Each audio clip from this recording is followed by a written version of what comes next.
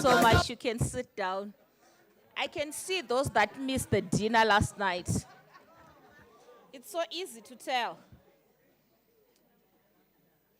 Okay, the person that I'm supposed to introduce now, I'm not so sure if I'm the best person to introduce them, but all I can say is she's someone whose sandal straps I can't even untie. And this person is a progressive social movement builder, a Pan-African feminist, an active participant and an analyst within the human rights and feminist movement, the youth movement, SRHR movements, queer movements, and an abortion rights movement in Africa and internationally. She has played a fundamental role in supporting the re-emergence of progressive social movements and organizing. And previously, she has worked as the executive director of Akina Mama wa Africa, the executive director of Uganda Women's Network, the chief executive officer of Nabagereka Development Foundation, a lecturer at Makerere University and Kuba University in Uganda, and external research supervisor for the Noah Greek University in Norway. And one thing that we should know is this person has been at the center of curating the Baraza space in 2022 and has anchored at least 3 Barazas and as the lead facilitator for 2024, 2025, and this 2026. Ladies and gentlemen, please allow me to welcome the co-pilot and the moderator for this session, Salome Nakawezi. Thank you. A round of applause.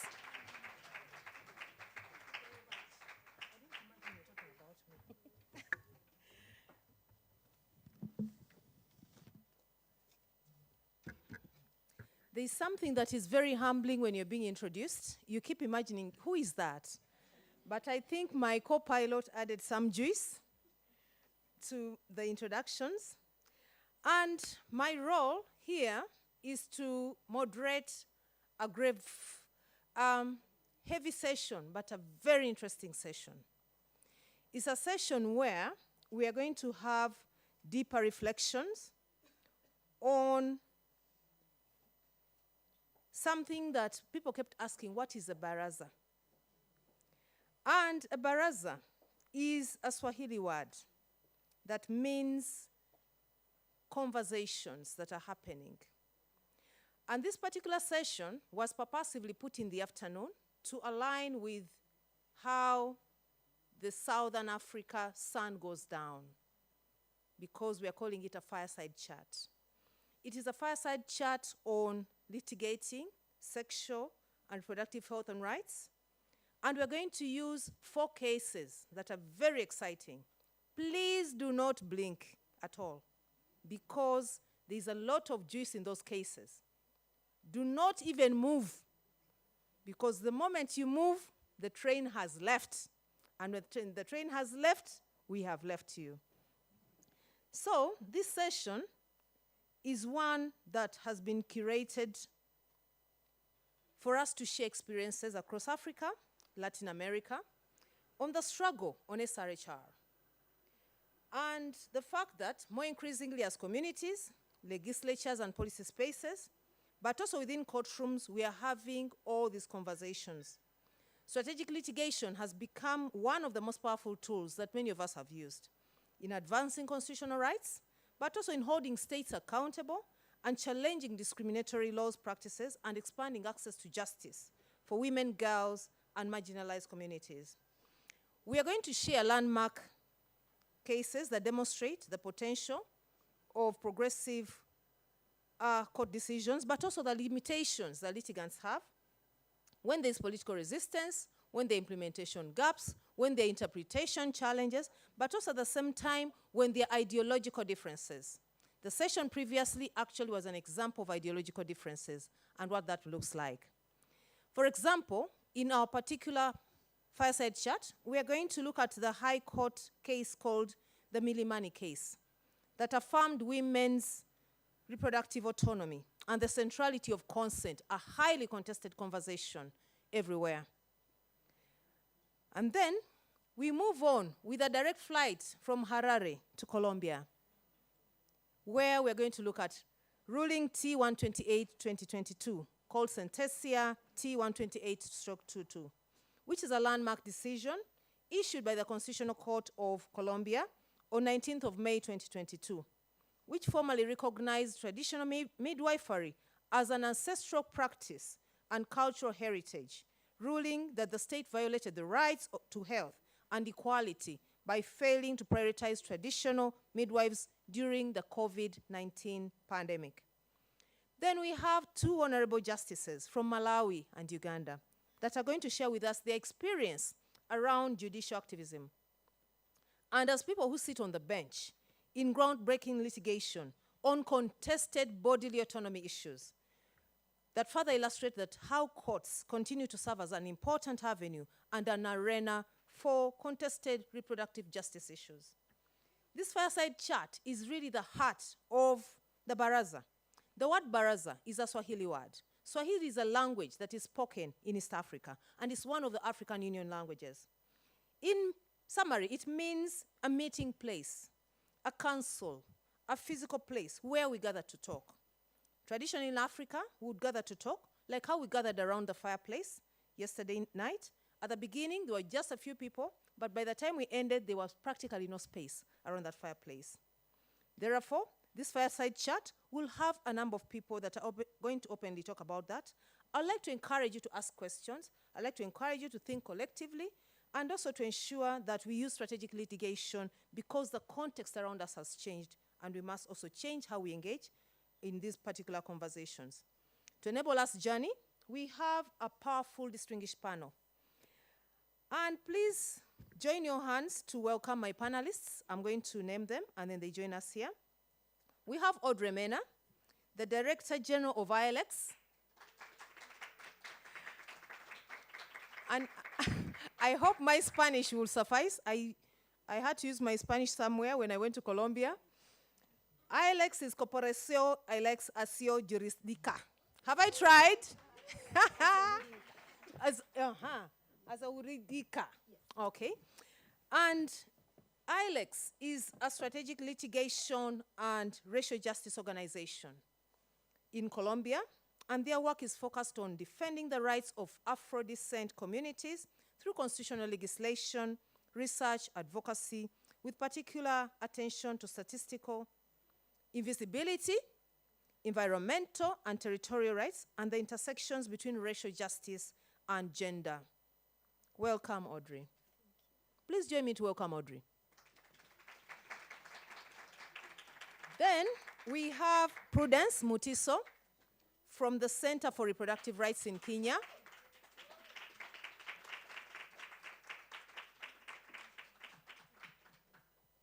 Prudence is a Kenya human rights lawyer and senior legal advisor for the Africa Center for Reproductive Rights, CRR.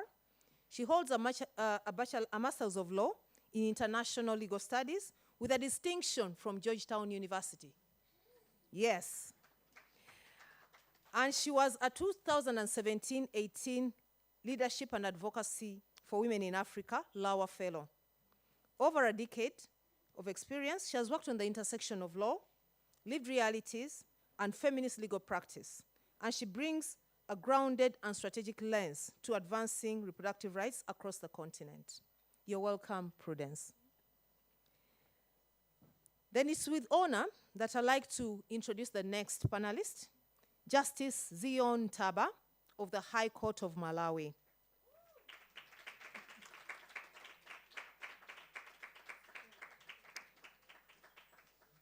Honorable Justice Ntaba is a human rights and women's rights activist who brings a strong feminist and human rights perspective to the SRHR discourse. She has sat on the constitutional panel in the Willem Eckstein case on LGBTQ rights, as well as in the case on consensual, non-exploitative sexual relations among minors. Her experience is directly related to the Baraza theme on age and the determinant of SRHR, particularly examining how courts engage with sexuality, bodily autonomy, protection, and the rights of young people. You're welcome, Honorable Justice. Then lastly, I'll take the honor to introduce the last panelist, Justice Henry Kawesa of the High Court of Uganda.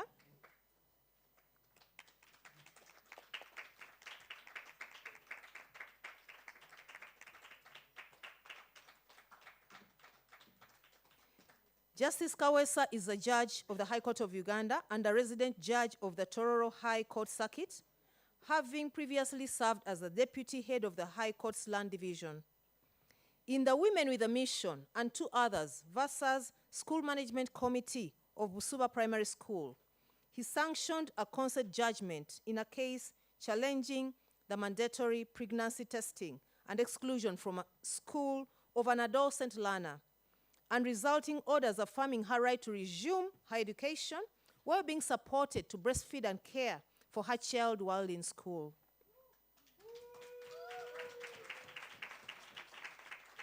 Justice Kawesa brings to the Baraza a practical judicial perspective on how courts can facilitate timely, child-sensitive, and effective remedies in SRHR matters involving adolescents, and how judicial processes advance access to justice where age intersects with pregnancy, education, equality, social expectations, dignity, and state accountability.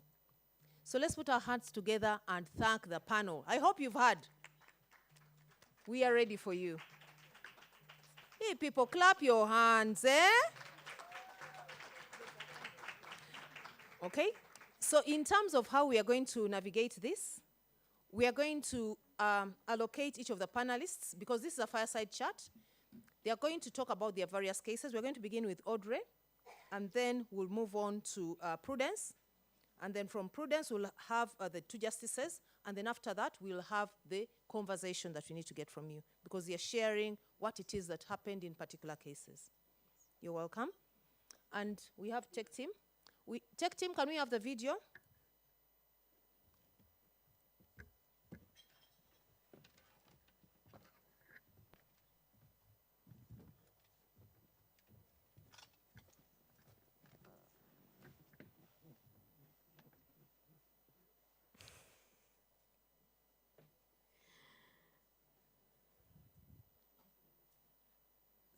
So I'm going to start to speak if to have the time. I think that is going to start.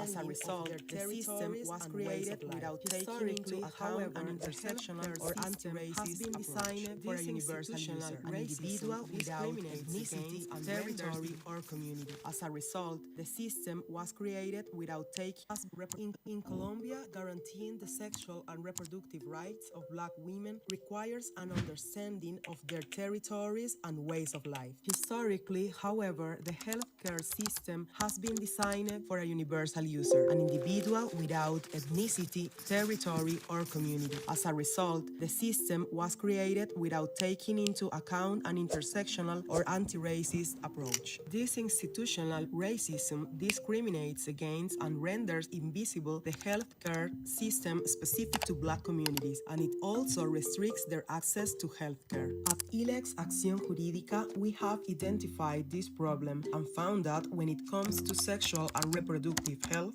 there is one key group that plays a vital role in ensuring that women's rights are upheld in accordance with their own ways of life: traditional midwives. Traditional midwives are not merely cultural agents who manage women's health during pregnancy and childbirth. Midwives ensure access to information and foster the connection between women, their ethnic identity, and their communities. They are true political agents. And they are the key piece that was missing from the health ecosystem and the movement for sexual and reproductive rights. But it has taken years to achieve this recognition, and that's where we are working. At ILEX, we have addressed this issue through 3 lines of work. First, in collaboration with Association of Black and Indigenous Midwives in Colombia, we've pursued the strategic litigation against the government to secure recognition by the Constitutional Court of the work of midwives in areas not served by public health services. Second, we conduct social-legal research with an ethnic focus to document how they transmit their knowledge, demonstrating that their work is a matter of life and death when it comes to access to information about voluntary termination of pregnancy. And third, we support traditional midwives in creating a practical guide that outlines how they should be trained and how to interact with the Colombian healthcare system. Our next step is to turn this progress into a tangible reality to ensure that midwives are fully integrated into Colombia's healthcare system and included on the list of healthcare providers, guaranteeing that Black women can exercise their reproductive rights in accordance with their own ways of life. At ILE, we transform recognition into racial justice and sexual and reproductive sovereignty for Black women. In Colombia, guaranteeing the sexual and reproductive... I just gonna thanks to everybody, and also I thanks that in this table we have judges, because this morning I have a question about why in Colombia we got this like progressive legal framework. One of the most important role in the ecosystem of interpretation of the Constitutional Court has been the court, has been the judges. And the second thing that I'm gonna say is also when, remember this morning I told you that most of our rights get advanced when it's linked to the power interest. In this case, the power was in the Constitutional Court. The methodology that we got to have these cases began in the pandemic, when the world was asking about vaccinations or medical and nurses and how everybody's gonna die. In our territories, anybody ask about Black rural community in Colombia. And we in ILEX, we decided to have a research first to asking us ourselves how was Black people were facing the pandemic. Because everybody were talking about vaccination and everything. But what we found in that research was in the rural areas, the midwifery not only were doing their job in the reproductive life or job in birth time. They were doing everything. So they were treating the COVID-19 in the territory. They were doing all the institutional work.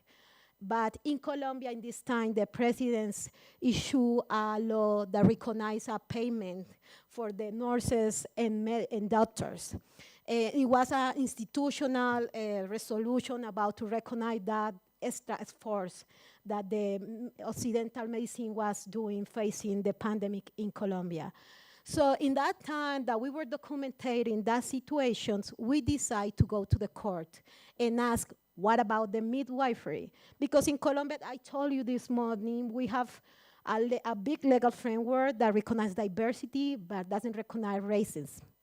So in that time, we decided to use a constitutional instrument to ask to the government to pay the midwifery because they were doing the same job in the city they were paying to the doctors and nurses. And we also asked to the judge to prioritize the vaccination for the midwifery because they were dying. They were all girls that were dying because they were doing the institutional job.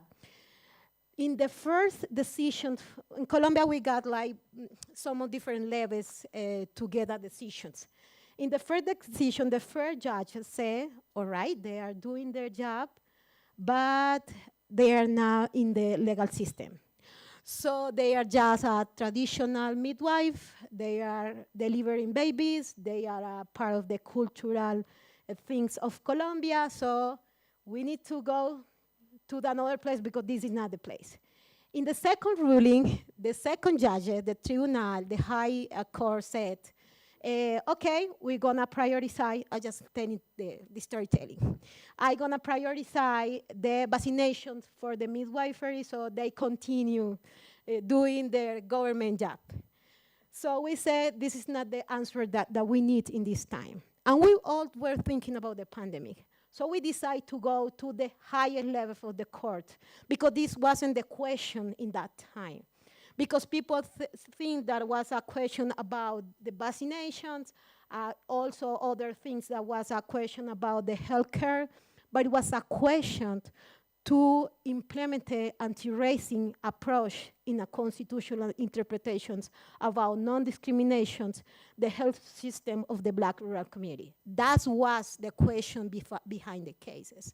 So when we got to the Constitutional Court said, yes, these are those women that have been working generation after generation in the places where they are not hospital, there is not health system, so we have to recognize them as a part of the cultural, national things of Colombia. But because we have to recognize that these are a special healthcare system of Black rural community, and we are not a diverse country, so public health introduced her to the public system. And you know what does the case is so important for us? Because it was the first, I think that is the only case in Latin America when they recognize not only the cultural role of the midwifery in the sexual reproductive rights of women in the territory, but also recognize their political role in the health public system. And you know, but for us, that was good because it was a progressive ruling. But the issue coming after. I told you this morning that in our experience about these cases or in the strategic litigation in Colombia is first that we have to use community experience to documentate and to use as a part of the conversation of the court. But the second thing that we ask ourselves is how can the law protect this knowledge or traditional knowledge that not only talk about the sexual reproductive rights of women, but also talk about how we are as a country.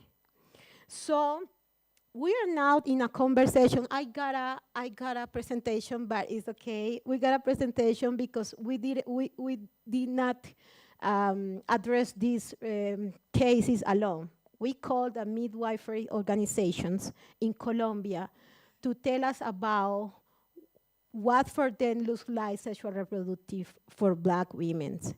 And after this ruling, we realized that the political agenda that has the ecosystem of sexual reproductive rights, we are just not looking in this conversation also. Because during all of these days, we are talking about treaties, we are talking about the law, we are talking about the childhood, we are talking about the youth, we are talking about the autonomy, but we are not thinking about what else in the ecosystem we got in our hands to also show the governments that we are doing their job without law from generation to generations.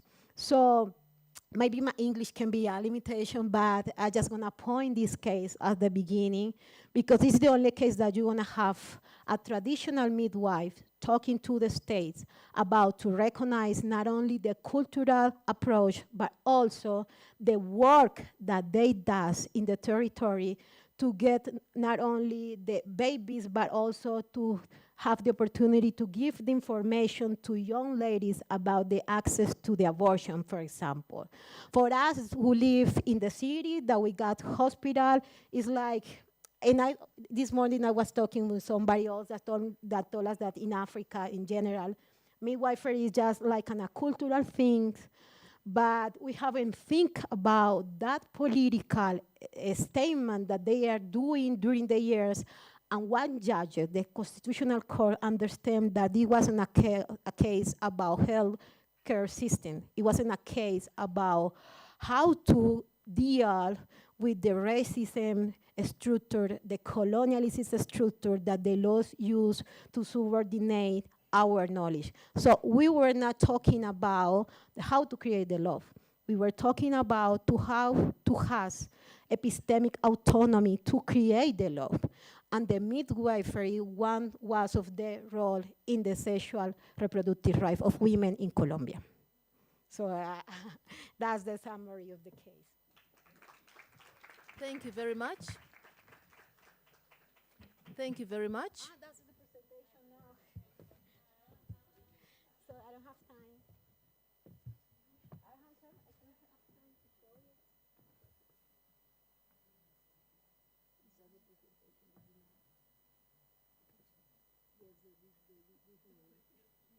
It was this morning presentation. So in the last minutes, it was my presentation. This is what that was not my presentation for now, but I gonna take that you put the morning presentation. This is Colombia, who don't know Colombia, and this is the Pacific and the Caribbean area. The purple color is the places where Black communities are facing in Colombia. So during the pandemic, in those places, there is no much hospital, routes, and anything. Everybody were talking about the city. So this ruling was about the all of midwives who live in this area. So I'm gonna take this slide just to remember that.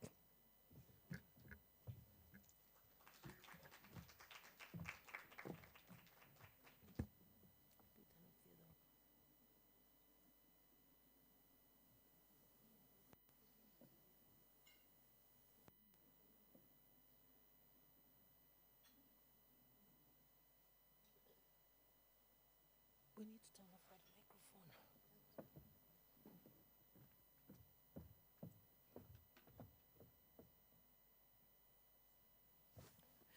So one of the conversations that we are getting out of the discussion from Audrey is around the nexus between health and legal systems, but also secondly around many of the contestations we have about what we call modern, traditional, colonialism, neocolonialism, and how that looks like. And that is a major conversation that we need to have in this fireside chat. How does that look like? But also, how is it manifested across geographies? Because they're sharing the experience in Latin America. So now I'm going to invite my sister here to share with us the Milimani case in Kenya. What happened? What was the driver? We are inquisitive to know because we've heard about Milimani case. What is it about? And feel free to use either here or the podium. Yeah.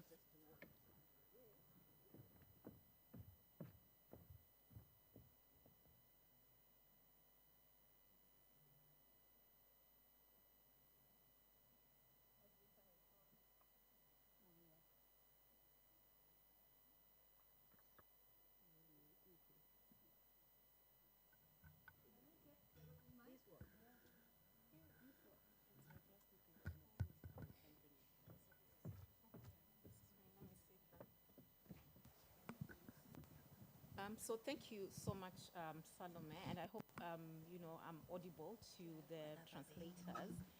And so I'll speak about the Milimani case. I was just wondering with my colleague Nyokabi, what we refer to as Milimani case, because there are a couple of cases that we've litigated before the High Court of Kenya, sitting at Milimani, where the Constitutional and Human Rights Division sits. But the case that we are going to be discussing today is known as Petition 490 of 2025, which is HSO and 3 others versus the Director of Public Prosecutions, the Attorney General, and others.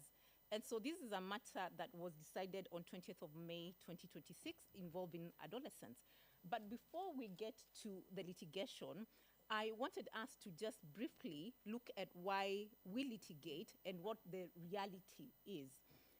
I had an opportunity to sit in a discussion by Professor Nanima, who was here yesterday.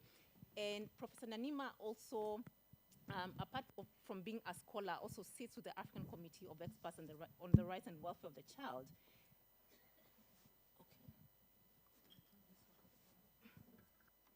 Okay. Thank you.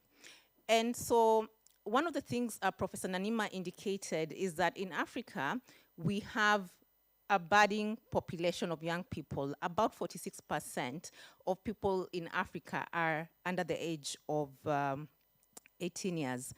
Being from Kenya, we also acknowledge that there is a growing population of young people. The Kenya Demographic and Health Survey of 2022 indicates that the median age of first sexual intercourse is at around 17 years. So from that particular survey, it showed that about 22% of women aged between 15 to 49 years of age had had their first sexual intercourse at 15 years. And the same was also applied to men. So adolescent sexuality is a real reality. So we all know that adolescents, and even from the speakers who've been here before, indicated that they are very much aware that adolescents continue to engage in sexual relations. But the question is, are these relations consensual? Are they non-coercive? And are they non-exploitative? In Kenya, we have the Sexual Offences Act of 2006. And this is a law, and I know Kenyans in the room will bear me witness, was passed to, address a pandemic that was in the country around sexual and gender-based violence. We had so many cases of sexual violence against children, of sexual violence against women. And so the penalties that were in the then penal code were not sufficient. And so the Sexual Offences Act was passed in 2006 to combat sexual violence, strengthen protection for women, adolescents, and communities, and address the widespread impunity.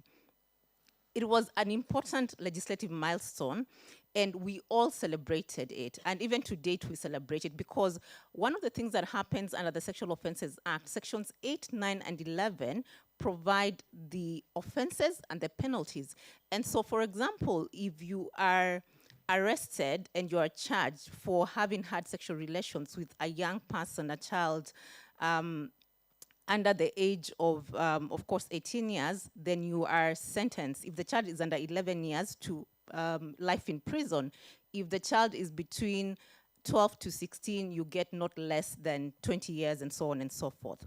But one of the problematic issues in that particular law was that it did not draw any distinction between sexual exploitation and abuse on the one hand, and consensual non-exploitative relations between adolescents on the other. So even when young people are arrested, adolescents, they are still charged under those particular provisions of the law. That's sections 8, 9, and 11. And so those particular provisions, like I've indicated, impose a strict liability with no recognition of age proximity or mutuality. And section 43(4)(f) of that particular law as well entrenches a categorical incapacity to consent. And so it mentions that children do not have a capacity to consent. But then in 2010, something brilliant also happened in Kenya. We passed a new constitutional dispensation. And this particular constitutional dispensation has one of the most progressive Bill of Rights in Africa. We recognize the right to privacy, the right to dignity, equality, and freedom from non-discrimination, the best interests of the child, and so on and so forth. And so in 2013, the first constitutional challenge was brought in Kenya, and we call this the CKW case. And it was a case against the Attorney General. It was decided in 2014. As the Center for Reproductive Rights, we did not participate in this matter. But this particular challenge was brought to contest sections 8 of the Sexual Offences Act, and the arguments that were brought to court was that this particular law was discriminatory against boys, because what had been happening in Kenya is that boys were being arrested for engaging in consensual sexual relations with their girlfriends, and it's only the boys who would be arrested and prosecuted. And then the prosecution would turn the girls into witnesses. And the Law Society of Kenya, a branch in the western part of the country, decided that this was problematic. And so they brought this question before the High Court. So what the High Court did in 2014, it upheld the constitutionality of the Act, and it found that it served a legitimate purpose of protecting children and found no discrimination. But one of the things that this particular judgment, which Kenyans say was bad law, acknowledged that Kenya needed more research and more proportionate mechanisms for responding to adolescent sexuality while still protecting children. So the petition failed, but it planted a seed. Then in 2019, something else happened. The Court of Appeal in Kenya signaled a concern in one of the matters we call Eliud Waweru Wamboi. And this matter was between, again, two adolescents who were in a consensual sexual relations. So the family to the boy were asked by the family to the girl to pay dowry so that the girl and the boy could get married. And so the family of the boy agreed, but then at some point they were unable to pay the dowry in its entirety. And then the family of the girl decided to go and report this matter, and that's how the boy was prosecuted and convicted. So the Court of Appeal overturned that particular conviction and sentence, but then indicated that as Kenyans we needed to have a national conversation on adolescent sexuality and why we had so many young men in prison for engaging in consensual sexual relations. But at the Center for Reproductive Rights, we did not move, to court at that particular juncture. So the real shift came in petition 490, which is the Milimani case later. But we decided to build the evidence base first. And so I would like to acknowledge my colleagues who are in the room, Nyokabi and my former director, Evelyn Opondo, who is also in the room, because they helped us build the base for this petition 490. So the Center for Reproductive Rights decided to invest in the evidence, legal research, policy analysis, stakeholder consultation, and comparative jurisprudence through a publication that is available online, and it's called Criminalizing Adolescence, a Call to Reform the Sexual Offences Act. And so the Center for Reproductive Rights had a direct engagement with adolescents, health professionals, and child rights experts. And what that publication established was that the blanket criminalization of adolescents, particularly under the Sexual Offences Act, undermines adolescent health, deters access to SRHR services, and sits in conflict with the Children's Act, or rather the Children Act, and erodes dignity, equality, and best interests of the child. And so now we come to petition 490. On or about August of 2025, we received 2 cases from one of the law courts, magistrate courts in Nairobi. And the cases involved young men who were about 17 years old. And they all had been arrested for having engaged in consensual sexual relations with their girlfriends. So HSO, for example, was 17 years old. Okay, thank you. Was 17 years old, and he had been arrested and was prosecuted and held in remand with adults. And so then there was also AMO, another 17-year-old who had been living with his girlfriend, again, a minor. So these are child-headed households. And they had, again, been arrested, and the cases were ongoing. So as the Center for Reproductive Rights, we engage with our national level partners, including the Network of Adolescents and Youth of Africa, an organization called Katiba Institute, and Reproductive Health Network of Kenya, which is a mid-level provider network. And we decided to move the High Court of Kenya, sitting in Milimani. And so we challenged sections 8, 9, 11, and 43(4)(f) of the Sexual Offences Act as interpreted and enforced And we argued that that blanket criminalization of adolescents engaging in consensual, non-coercive, and non-exploitative relations was unconstitutional to that extent. And so we asked the court to declare that the arrest, prosecution, and detention of those petitioners was unconstitutional and violated the Constitution.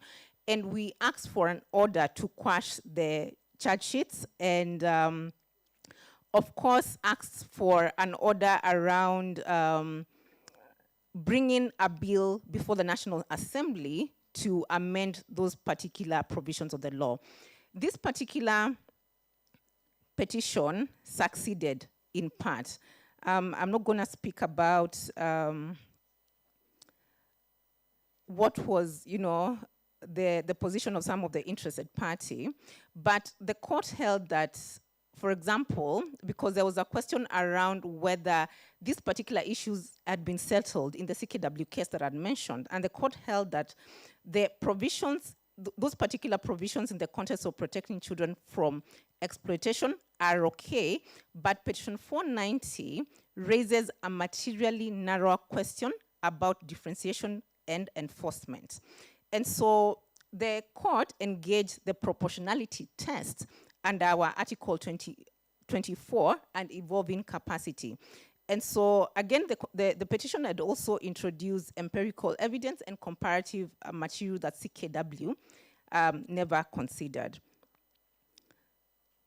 The court, again, also relied on the teddy bear case, which I think a lot of us in the room are aware, and that is a case from South Africa. So what did the court grant? So the court agreed with us and declared that applying sections 8, 9, and 11 to consensual, non-coercive, non-exploitative conduct between adolescents of close age proximity is inconsistent with Articles 27, 28, 31, 43, and 53 of the Constitution. And those are on dignity, privacy, and health, and the best interest of the child.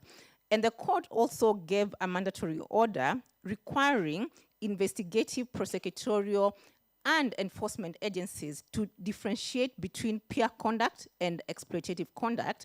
And also one of the three other prayers that are also very important, it required the DPP, that's the Director of Public Prosecution, and the National Police Service to review arrest and investigative protocols and made a direction around health, education, and child protection organs, developing coordinated policy on adolescent access to SRHR information and services. And so the court declined to make a pronouncement on what close in age would be. So for us, the immediate work is the implementation, of course, working with the law enforcement agencies to align these prosecutorial guidelines, and perhaps also work with the National Council on Administration of Justice to bring a bill before Parliament and see whether we could in a way align those particular impugned provisions to ensure that the blanket criminalization of adolescent consensual sexual relations does not continue in Kenya. So let me stop there, Salome, and thank you for the opportunity. Thank you very much. Maybe I'll use that. Thank you very much for bringing pertinent issues. Some of these issues, we've started surfacing them since the morning in terms of looking at where do you create the balance? Where do you create the balance between consensual sexual relations between adolescents, but also the need for us to protect, safeguard, and also ensure that adolescents and young people are not coerced or even sexually abused. What is very interesting about these cases in Kenya, and that's why now this is a fireside conversation, is that even within the activists themselves, these contestations, many countries in Africa celebrated when Kenya got its Sexual Offences Act. Many of us here were saying, we want to be like Kenya. And I don't know how many countries went for a learning visit to Kenya to learn about how do you get a Sexual Offences Act. But now, years later, we are saying there's problems with it. So what does that say? Is that legislation and the laws, with time, we are realizing that you sit on the other side. And I do not know why I was made to sit in the middle. Probably try to see that I am moderating. You sit on the other side. These are litigants. They are activists. For you, you sit on the other side. We'd like to hear, because some of the cases you've dealt with are very cutting edge. When we're talking about them, really, is that in Africa? So I'll begin with Justice Kawesa, for you to share with us, as we are putting up the slide for Justice Zion, for you to share with us in terms of the cases, or a case that you've dealt with that really was on the nexus of so many of these things. You can use them. Thank you so much. Thank you very much. My name is Henry Kawesa. As you've heard, I come from Uganda. Unlike my senior, she sits in the Constitutional Court, so she deals with many of those questions arising from constitutional interpretations. I sit in the High Court, therefore we deal with the real victims of these issues that we are discussing here.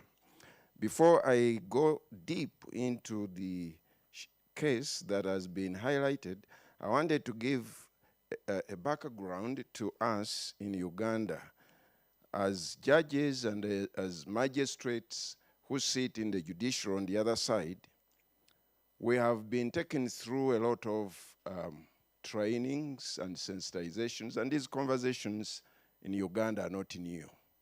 The challenge does not arise from the absence of law, but arises from how you, that is listening, you interpret it, and secondly, how much information is brought to you in terms of evidence.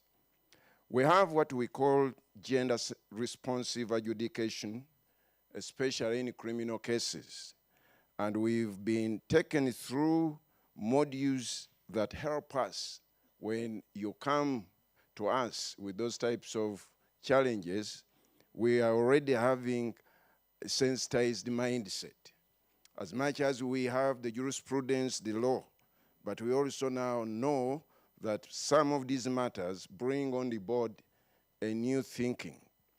Therefore, I'm just going to show you a few of the tools that are available to a judge that can help you come up with the type of decisions that we are talking about. The issues that arise in most of these criminal cases are centered around you being able to understand the issues around the standard of consent in these sexual offenses, and the three questions that a judicial officer addresses in that type of case. Did the complainant have the capacity to choose? Those are the questions of law.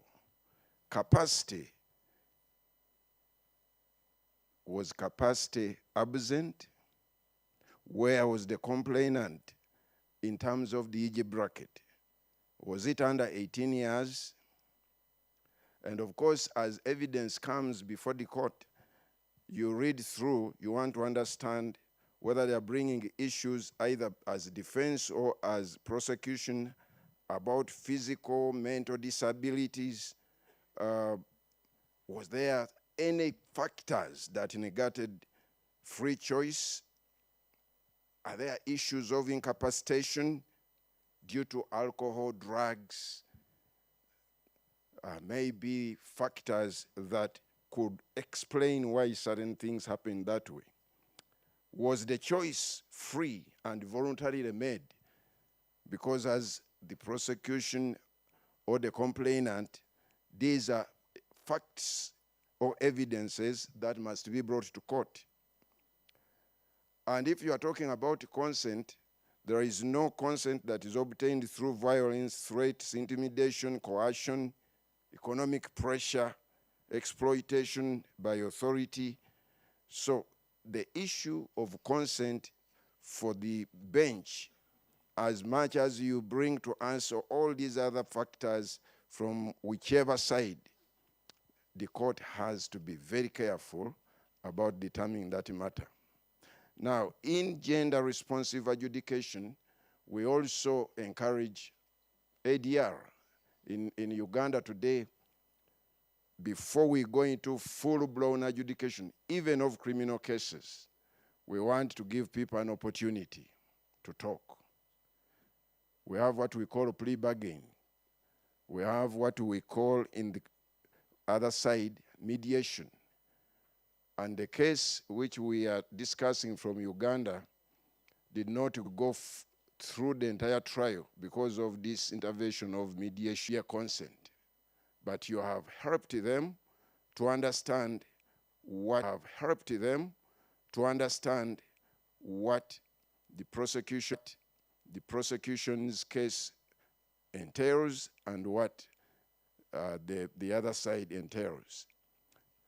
Now, the most important thing that is recommended for judicial officers in this kind of approach is that when you apply the consent standard, consent requires voluntary and freely given agreement by a person with the capacity and freedom to choose.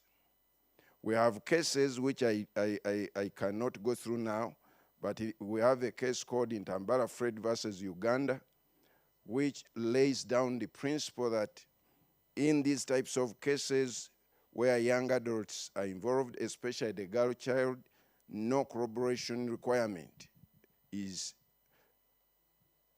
you don't say because I only have this young person as the witness, I need more evidence. You assess the quality of the complainant's evidence on its merits. And then we are also sensitized on recognizing other issues that come up, which you've been discussing here: toxic immobility, delayed disclosures, fragmented memory, trauma, the things we've been told by the doctors. I was surprised recently I was hearing a criminal case of a juvenile, a young girl of about, I think by then she was about 9 when she was violated. When she came to give evidence, she was talking a lot of information.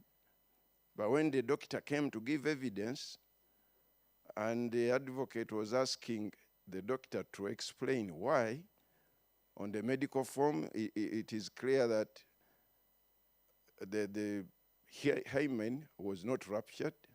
There was no physical violence seen on the body. But the girl was saying she was violated more than 3 times, but the body did not show that. And she was a young girl. And then the doctor was explaining to us that this is possible. And he gave his own reasons why. Good enough, the advocate, the other side, was also a lady. So we understood that as much as you could think that the person who is violated should have physical signs, all these questions they ask, did you take blood? Did you find anything? Nothing was found. But the doctor says still it could have happened.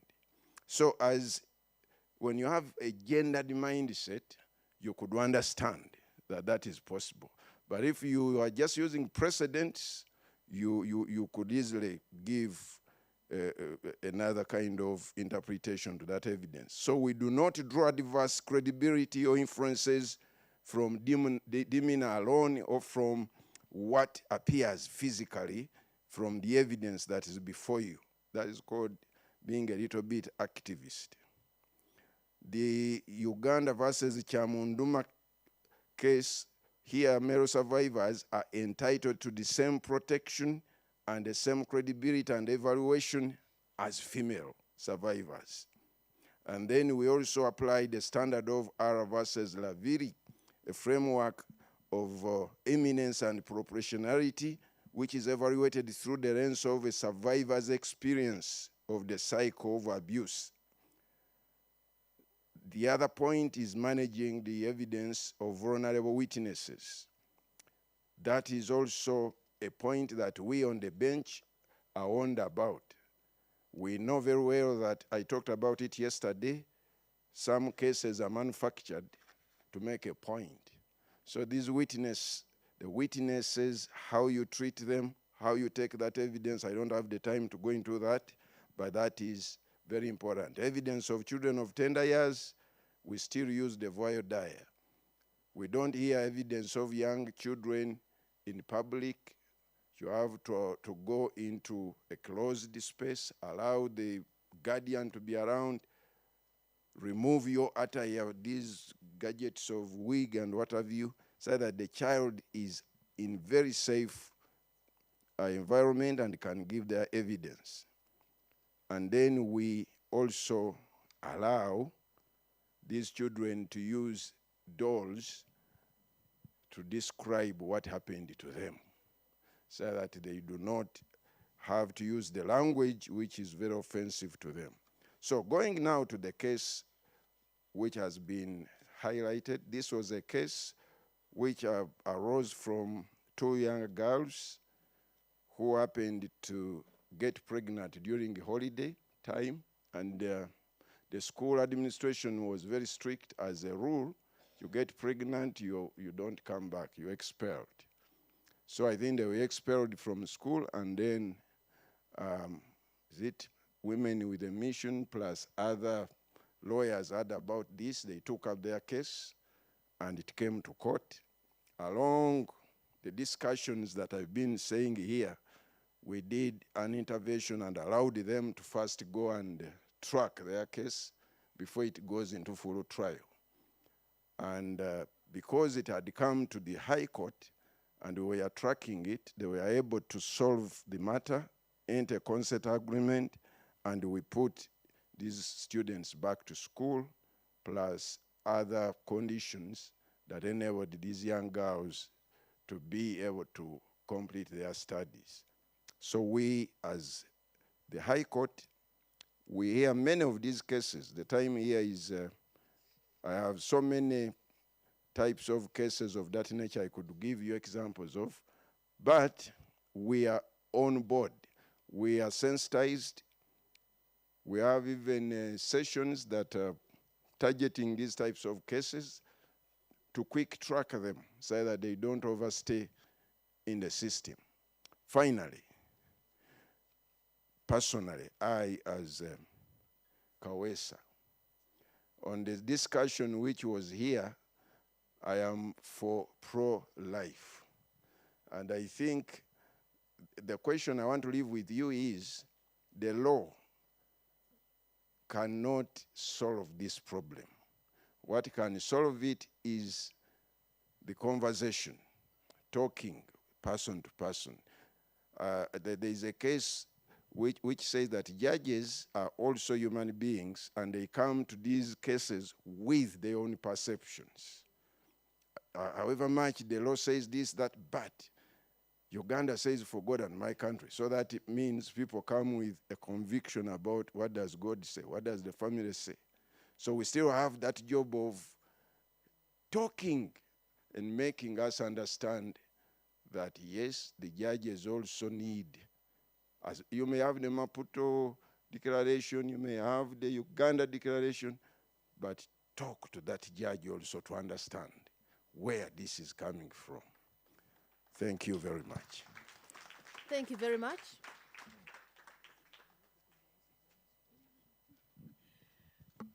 It seems the microphones are trying to conspire against this fireside chat. Thank you very much, Honorable Justice Kawesa. During the break, somebody asked me, are you Nakawesi and Kawesa related? No, we are not related. By law, we are related. Okay. So for your conversation actually brought in perspectives really around the cheat codes for judges. What are some of the things that we need to look at? But also, how do we protect witnesses? How do we deal with witnesses who are minors? How do we make the court process and system friendly for them so that they do not look at it, but also it doesn't shape who they are moving forward? And also lastly, in terms of how do we get the judiciary on board? And how do we allow these Baraza conversations to continue? Sometimes we might begin when we are disagreeing, and then we agree to disagree, and probably we can agree. So it is a conversation, and that is the purpose of this particular conversation. So I'll take us to Malawi, to Honorable Justice Zion.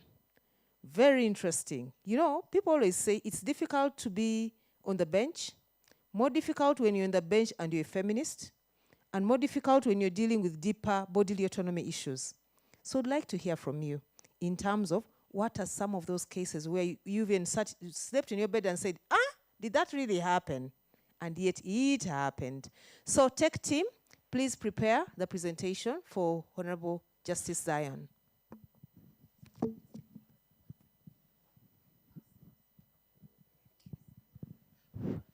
Good afternoon. It's almost evening.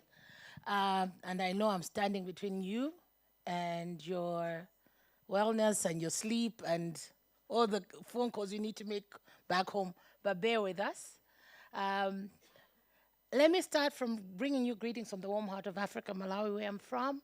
I also bring greetings from as you're saying, the women judges that sit on the bench and have to deal with cases of this nature. But I want to start from the point of view that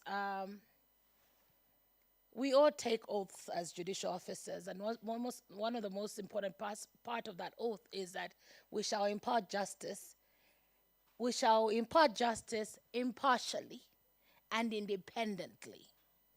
And impartiality is a very interesting ideology when you deal with certain things. And the impartiality is based on the fact that when you deal with the law, the question is, what are you looking for?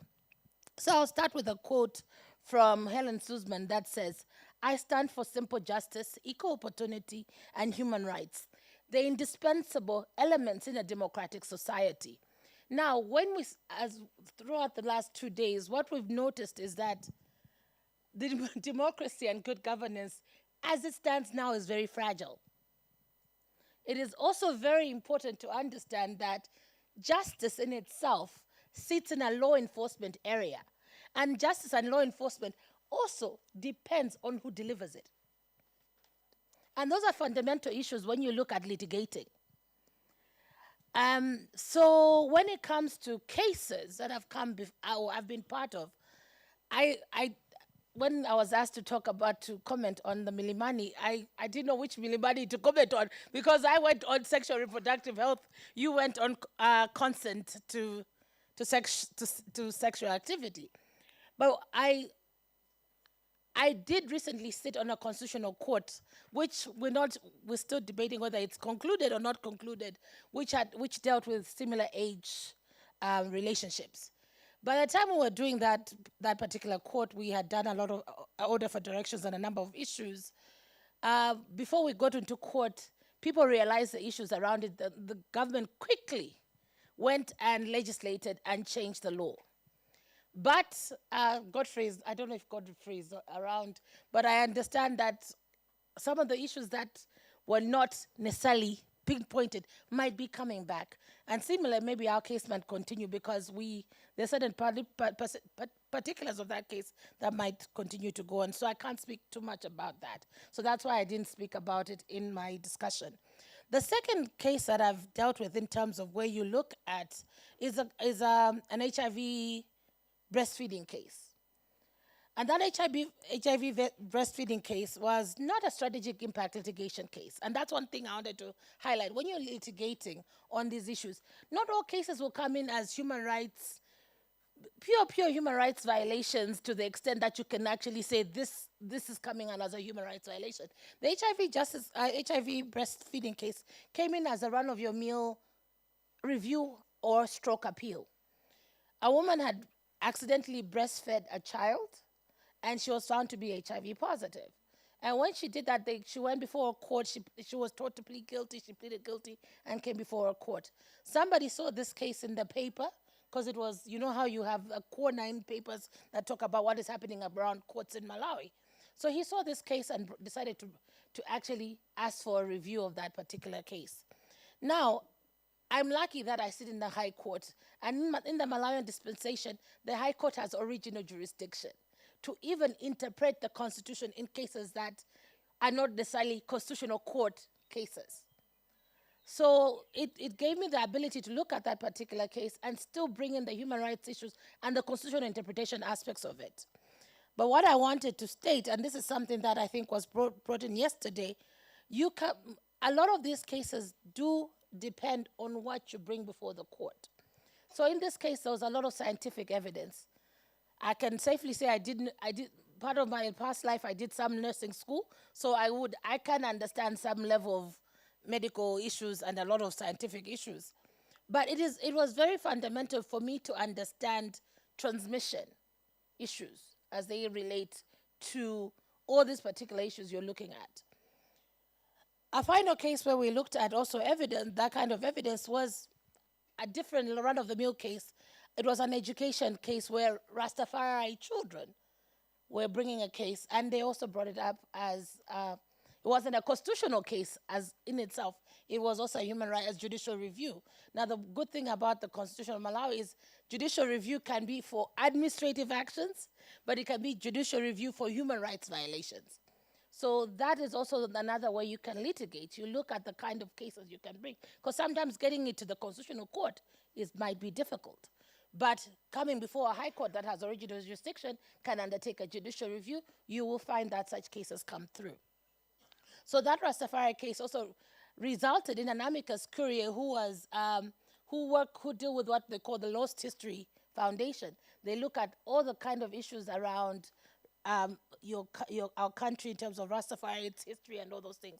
And them coming in as amicus was very, very important, because apart from the cases being argued by the Ministry of Education through the Attorney General, the Rastafari children themselves through their parents, it was fundamental to get amicus curiae that gave you some level of historical background.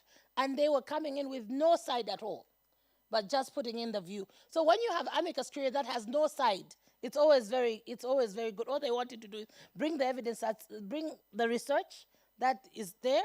Sometimes you could say they have a side, but I always believe that if something is done with empirical evidence, it is based on evidence that has come from everybody else, and it's quantifiable and justifiable. So I would say in terms of litigation, that's been my experience around strategic impact litigation or human rights violation litigation. But now I wanted to talk about the kind of cases that have come through in terms of sexual reproductive health. And I notice my what is not there yet.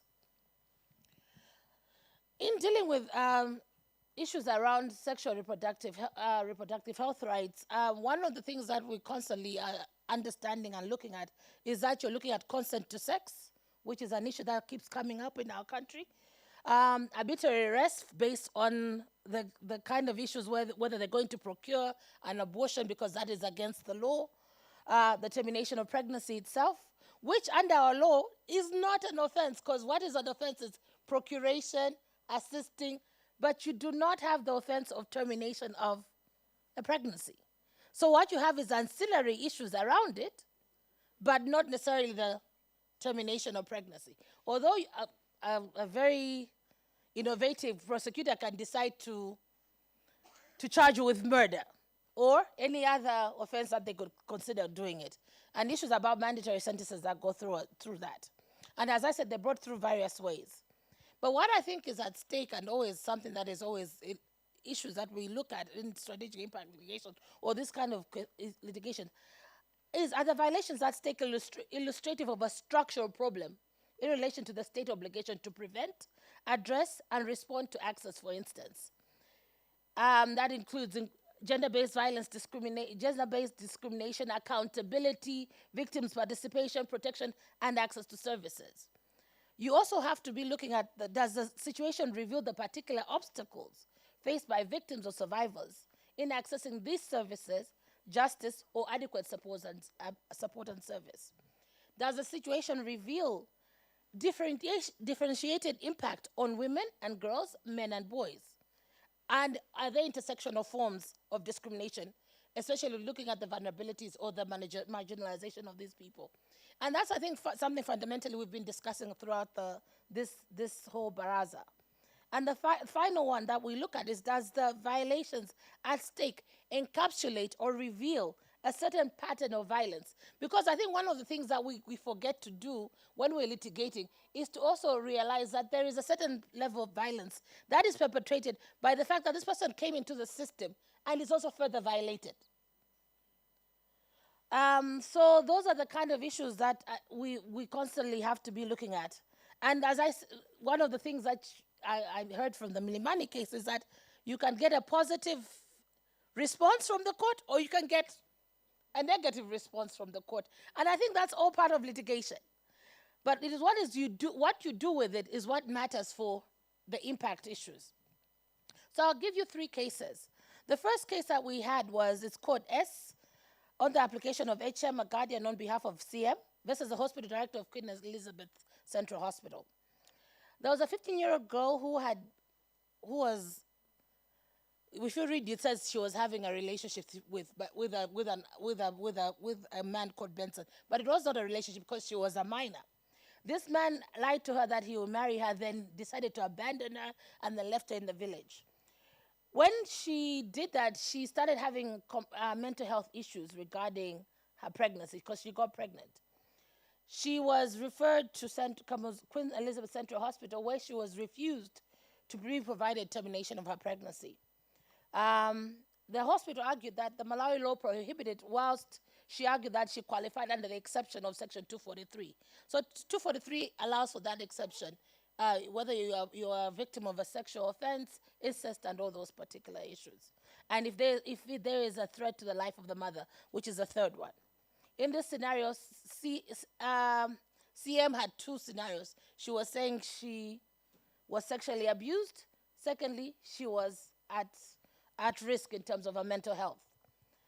The court in that particular one, because this was being brought as an under judicial review, the court found that CM had not formally requested. The hospital did not record that she had requested for termination of pregnancy. As such, they denied leave because there was no decision, because this was brought under purely the administrative aspect of judicial review as opposed to the human rights aspect of judicial review. But the court stated that the legal exception under Section 43 includes threats to both physical and mental health, broadening the interpretation of preserving life.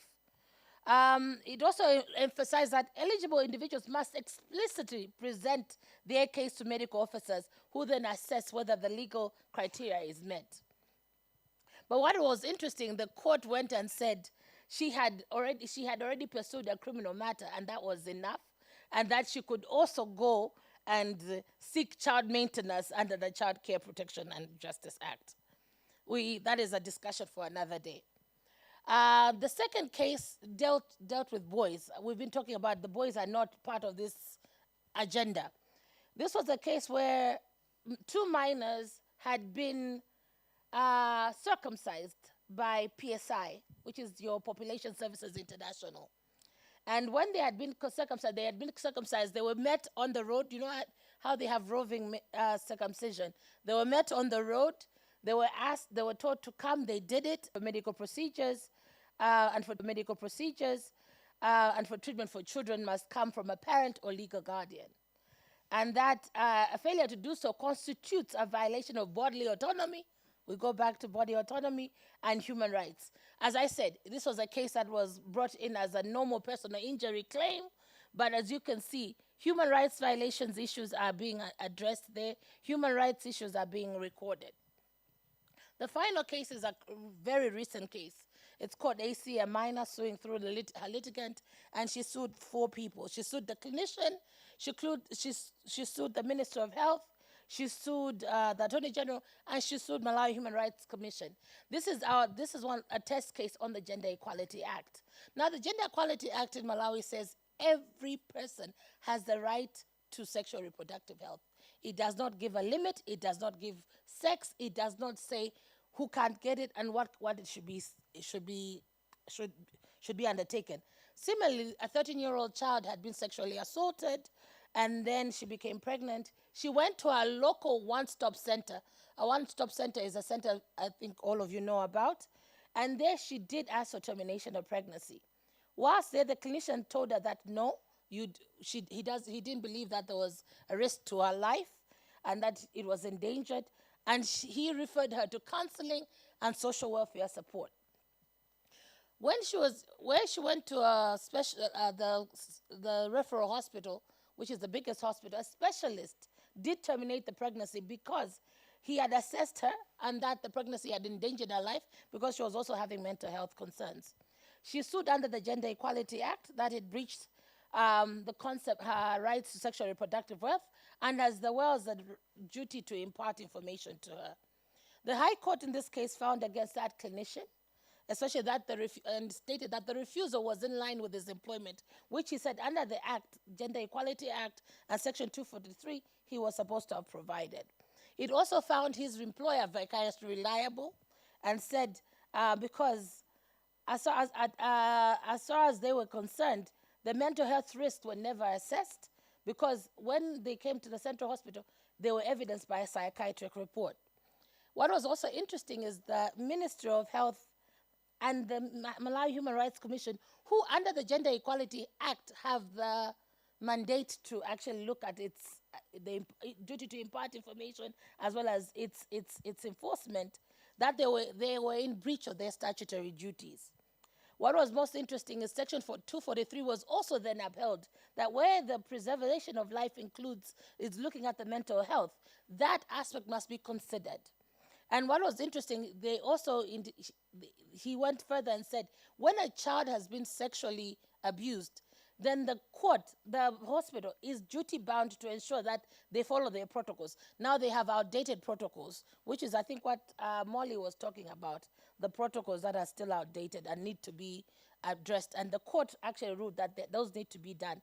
The Minister of Health is, I think, at the moment, a little bit in contempt, because I don't think they've done it. But that's something that the litigants can continue to do. But lastly, what was interesting also, the court did look at regional and international instruments, which is also a very fundamental issue. So around this discussion that we've had around the family, this proposed charter, is the fact that courts do rely a lot on international and regional instruments to actually assist them in the decisions that they make. So when you look at that, it's a whole gamut of issues that courts look at. And it's always important that those things come through. So what I can say is, when you look at it from a constitutional dispensation, the judiciary is very fundamental for safeguarding constitutionality, especially when you look at the promotion of the rule of law and the promotion of the rights and the protection of human rights. It is also very critical for accountability and transparency. From the cases that I've mentioned, where the ministry is being told, you have guidelines, you have not updated these guidelines, as such your employees are not following the issues, then that is an accountability that needs to be addressed, and it can be addressed through the courts.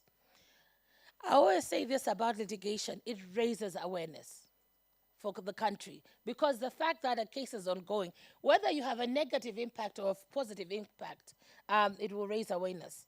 But the fundamental issue that I believe we do as judiciaries when it comes to litigation, this kind of litigation, is we reset the environment. And that is very fundamental. If it does remove the impingements that are existing, and it provides redress and justice. That's what I would say. But one final thing, I did not sit in the LGBTIQ case. It was different judges. Thank you.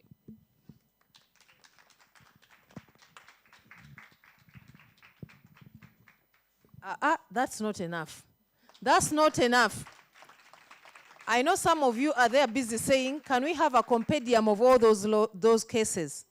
And then you give such a clap. Please put your hands together. Put the coffee down and put your hands together. Honorable Justice Zion has shared a number of cases. A number of these that actually, for some of you who think things are not possible wherever you're located, there is possibility. And it's happening in Malawi. And there's a lot of pushback, but also a lot of work that is being done in the judiciary.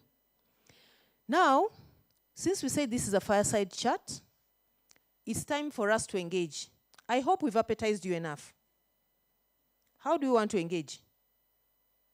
Because when we asked the microphone to go around, the same people were the ones engaging. Some of us decided to be passengers in this Baraza, and yet the Baraza will have to be drivers, engaging. So how do we want to engage with this? Because we have a few minutes for us to engage, and then we close this session. Okay, so we have our hands up. Let's try to see whether your microphones on your tables work. Ours fail to work at the podium here. Yes. It works here. let's begin there, and then we come here to Justice Byakatonda, and then Immaculate there, and then there.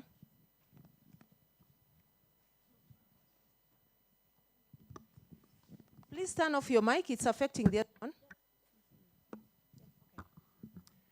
Hi, good afternoon, everyone. So I have a question for, well, I have two sets of questions, but I'll just ask one because I don't want to keep up the time. But I have a question for Prudence. In relation to the case that you mentioned, I was curious as to whether the court in its judgment provided a criteria for determining what is considered close in age. Because sometimes there is discrepancy in order to determine what you consider to be close in age. Is it 2 years, 3 years, 4 years, 5 years? What is close in age? So I was curious if the court had anything to say about that. And then the second question that I had for Prudence in relation to the same judgment was, did the court also provide a criteria for determining the distinction between exploitative versus coercive relationships with adolescents? So those are my two questions in relation to the judgment. Did the court provide any guidance for people who have to implement and act on the judgment? Justice Byakatonda.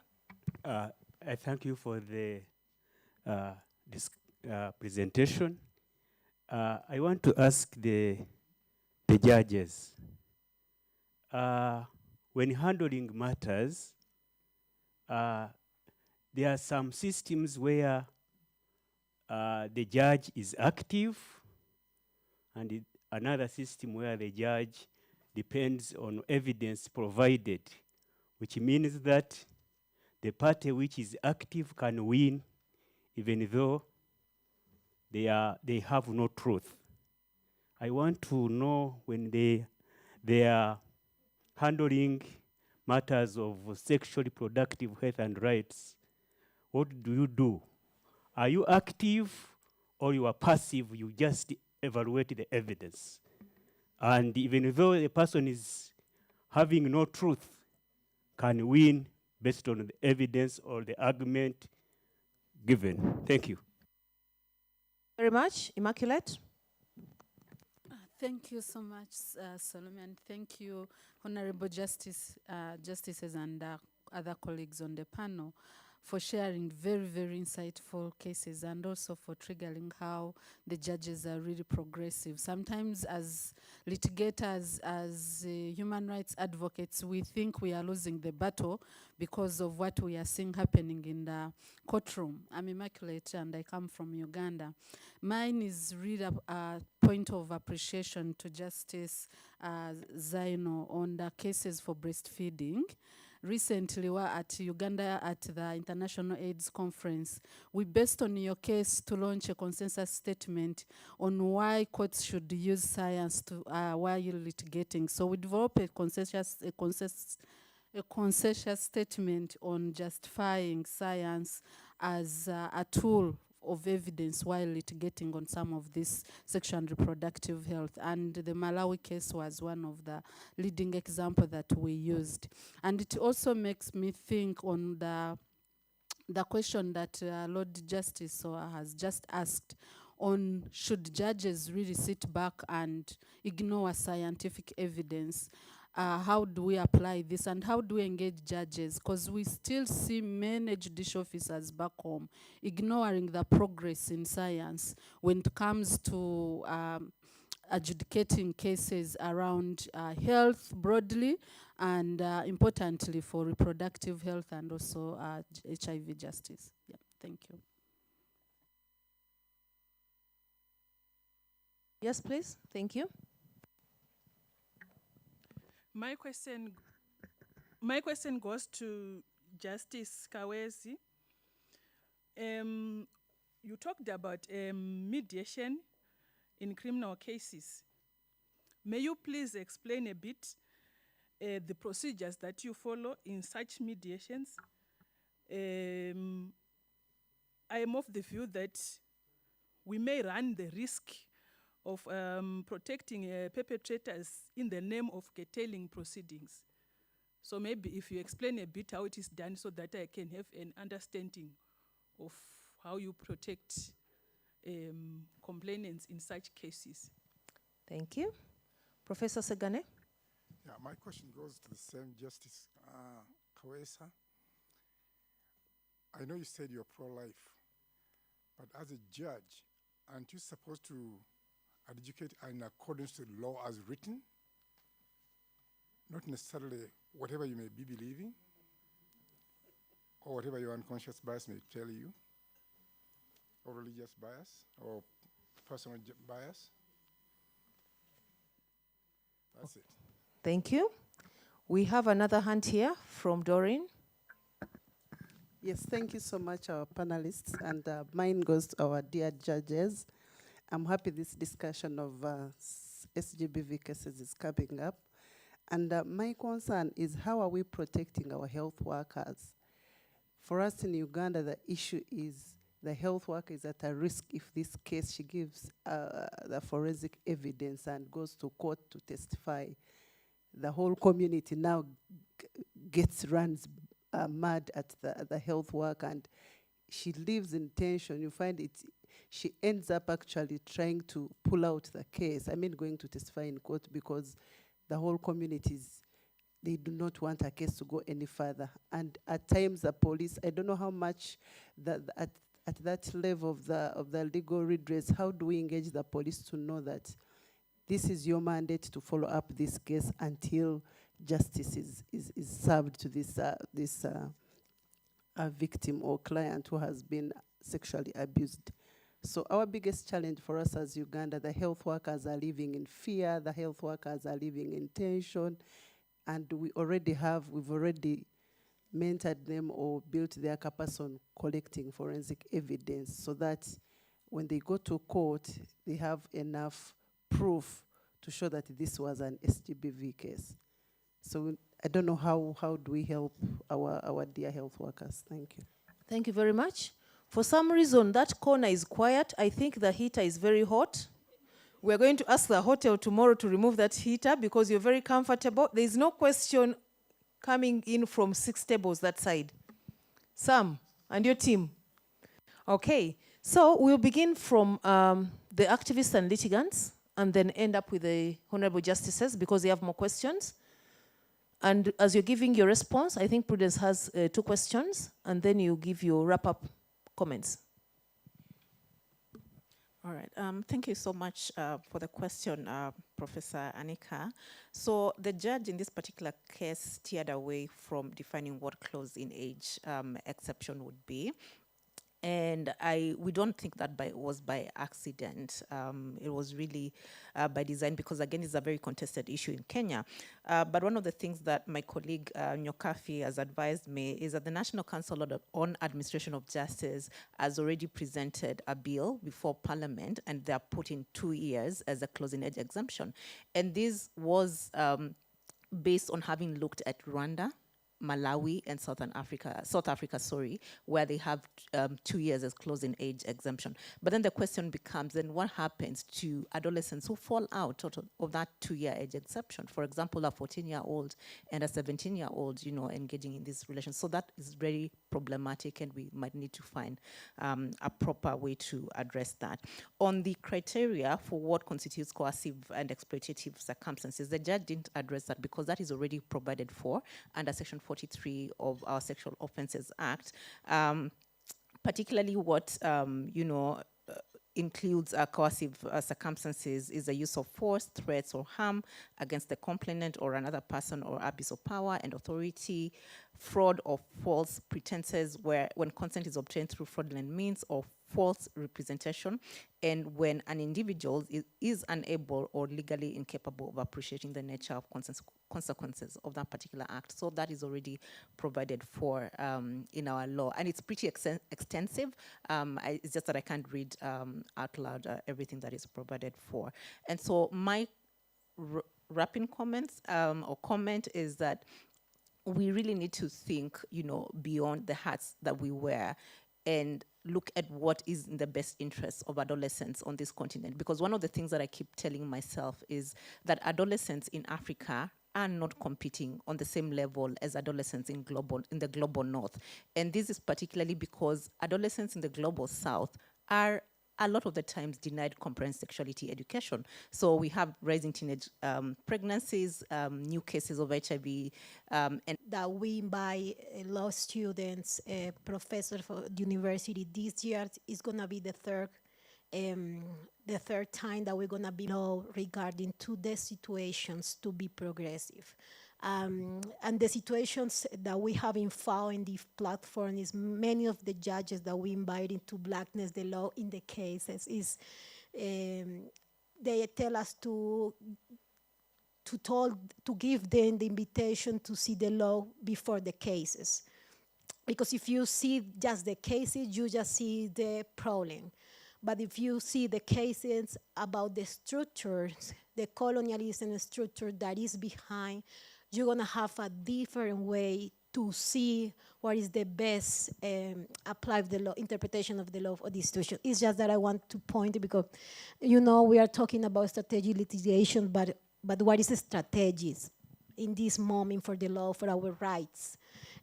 You have a responsibility too, and we also as a litigating have this kind of responsibility to make this platform to talk about how to interpret the law, to give you the real evidence to change the law.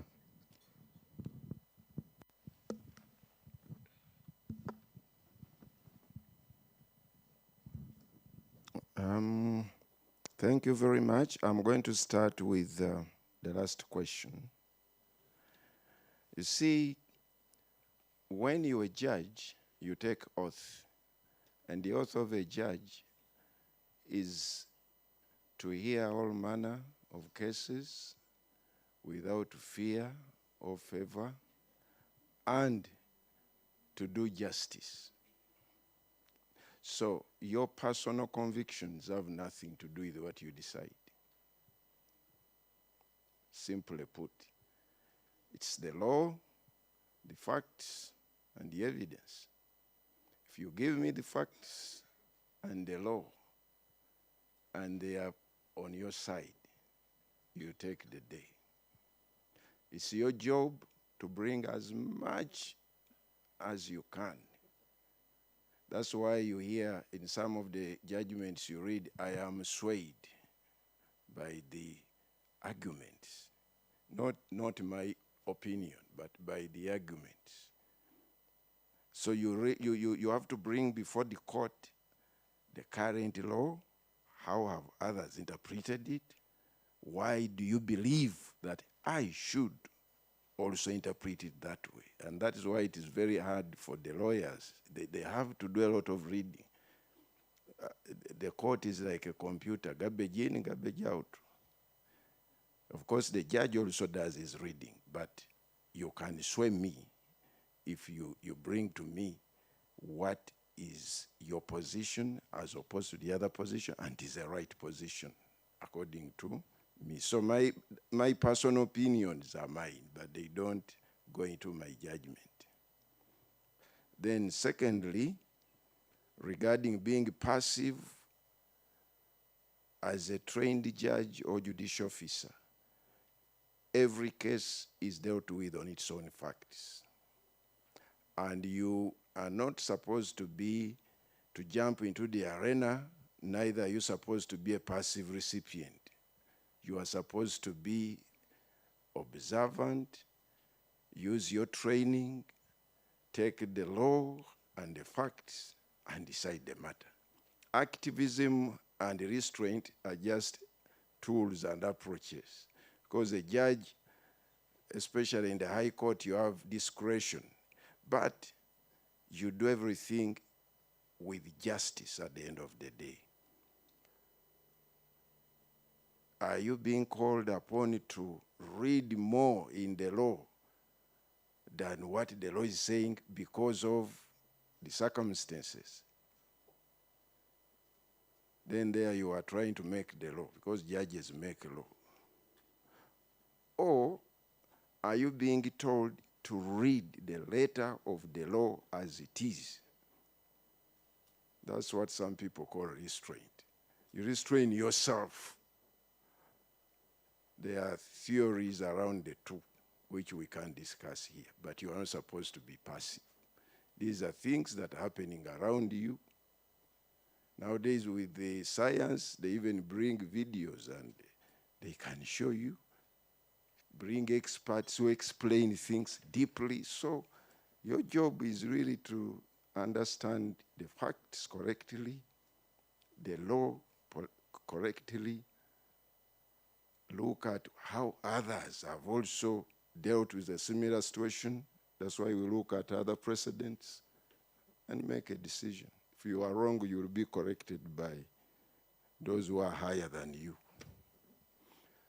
Then the last question was about mediation in criminal cases. I used mediation because I was talking about the two sides, civil and criminal. In criminal, what would be called mediation now, which we use, is plea bargaining. I don't know whether most of your jurisdictions use it, but plea bargaining is just another track which enables an accused person to talk, especially those who know they committed a crime. They plead guilty and then they negotiate the sentence with the state. That's a kind of mediation. It's a mediated sentence.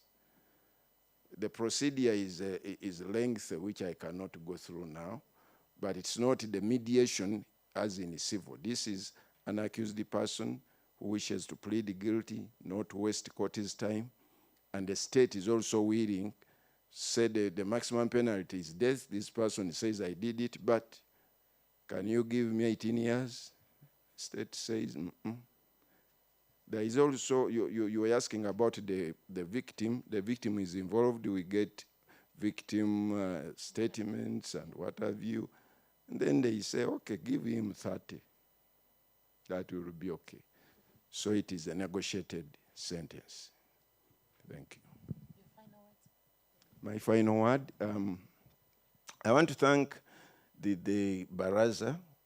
This was my first time to come. I've learned a lot. And I think next time I'll come again.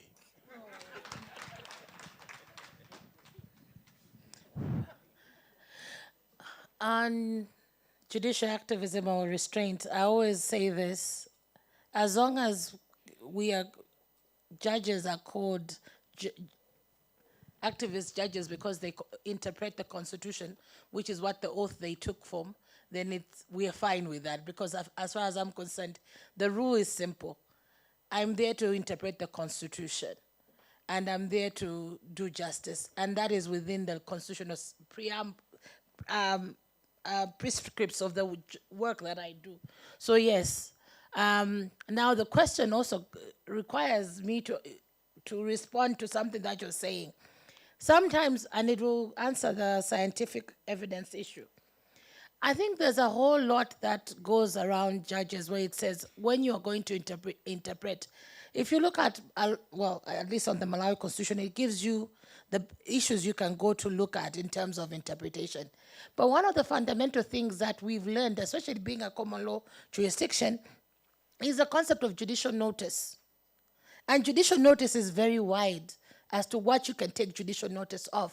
You can take judicial notice of newspapers that are properly gazetted. You can take judicial notice of the Gazette. You can take judicial, the Lancet, for instance, is a medical journal that is widely spread. It's been scientifically backed. So the question comes into play that, yes, judges should be able to take judicial notice of a lot of scientific evidence for the things that can help them with the decisions that they make. As he was talking about, the case that says where you have a child who's been molested, but her hymen is intact.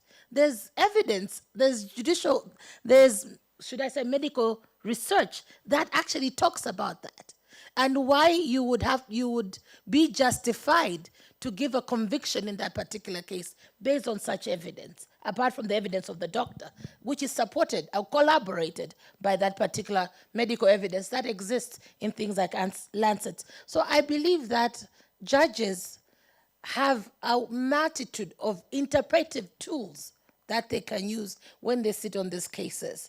And because sometimes as it goes to the very nature that you get very bogged down by the technicalities, but the technicalities as well help us to actually come to those decisions. So a mixture of both needs to be something that judges, magistrates need to be taught. And it's a very fundamental issue that I think most times judiciaries underplay the capacity building of judges. And especially in such issues, whether it's imaging technology, whether it's scientific evidence, even the nuance of the thing that was asked, bias. You find that evidence says all of us have got bias because we've all been raised. It's not going to be automatic. It's a skill we must learn, and it's a skill that constantly must be looked at. One of the things I always find it interesting, there was somebody who said they did a study of when did sentences become higher for magistrates or judges. They found out if a judge was hungry, the sentence was higher.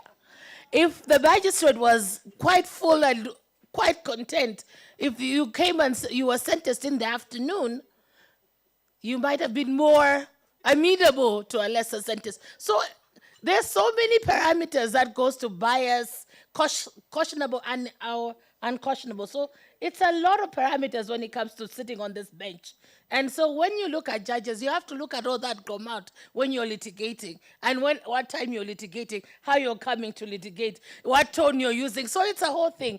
What I'll leave you with is to say this. Ultimately, at the end of the day, know your courts. And so when you're litigating, know your courts. You cannot look for progressive interpretation of the law if you don't know your courts. And fundamentally, whether we like it or not, because what we need to be arguing against in these courts is that law is an enabler, and law should not be a prohibitor, because that's what our Constitution says. That's what human rights says. There must be promotion, and there must be protection. This session came at the end of the day, and some of you kept thinking, she's the lead facilitator and has abused her power. No, it was supposed to be an hour and a half, and is exactly an hour and a half that we took for this session. But because it was the end of the day and the sun is down, it is already late. Nonetheless, I'd like to take the opportunity to wrap up the session. In terms of, it was a session that was exciting. It was at the end of the day, but it was engaging. We did a lot of learning. We did a lot of unlearning. We engaged. We opened ourselves up, but also we created a bridge between honorable justices, litigants, and activists. It's a session where we really looked at using our own experiences in the spirit of the Baraza, that we are not reading cases that are coming in from the global north, but these are cases and experiences from the global south, from Colombia, from Kenya, from Malawi, from Uganda, from Rwanda, from other jurisdictions where actually we are seeing that things have happened and we can do them. We've actually also looked at the parallels and contestations, and some of these, there are no answers. There should not even be answers, because that's the spirit of the Baraza. When we live with questions, it actually opens up the next Baraza, and already some people